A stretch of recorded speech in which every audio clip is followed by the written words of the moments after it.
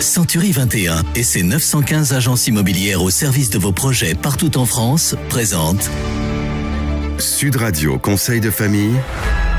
Et c'est l'heure de retrouver Conseil de famille avec Stéphane Moller. Bonsoir. Bonsoir Philippe Rossi. Stéphane, vous êtes associé au sein du cabinet VIA et nous nous retrouvons chaque soir pour parler finances, immobilier, droit de la famille, en fait pour parler de gestion de patrimoine.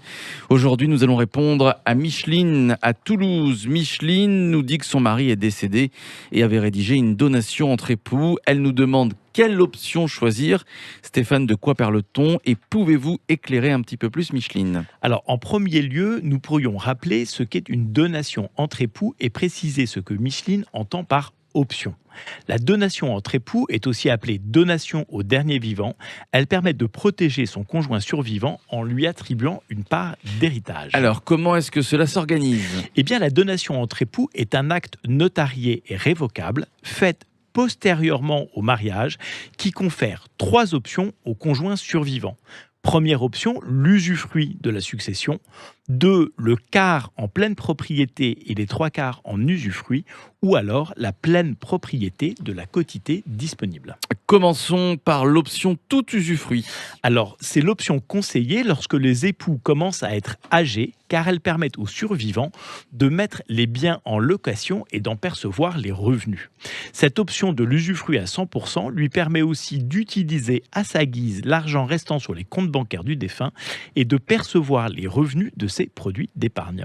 Alors, son niveau de vie ne devrait donc pas trop baisser, voire pas du tout si le couple a été prévoyant. À son décès, les enfants retrouveront automatiquement l'entière propriété des biens sans aucun droit à payer. L'option mixte. Alors cette solution permet au conjoint survivant de bénéficier du quart de la succession du défunt en pleine propriété et des 3 quarts restantes en usufruit. Un choix souvent retenu quand le conjoint se retrouve seul alors qu'il est encore jeune, par exemple moins de 50 ans, avec des enfants à charge. Il va ainsi disposer librement des moyens financiers pour les élever. Cette option est également recommandée si le conjoint survivant n'a pas de ressources.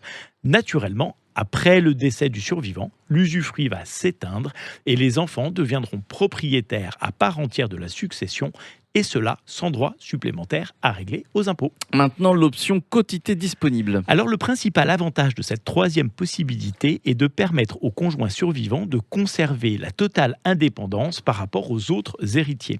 Certes, avec la quotité disponible, ils ne disposent alors que d'une partie de la succession, à savoir le quart de celle-ci s'il y a 3 enfants, le tiers avec 2 enfants et la moitié avec un seul enfant. Mais il peut en faire ce qu'il veut, puisqu'il en est pleinement propriétaire. Cette option est d'autant plus intéressante qu'il y a peu d'enfants, puisque la quotité disponible varie en fonction inverse du nombre d'enfants. Merci Stéphane, conseil de famille à retrouver en podcast sur notre site sudradio.fr.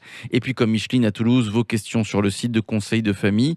Conseil avec un s-2-famille.com.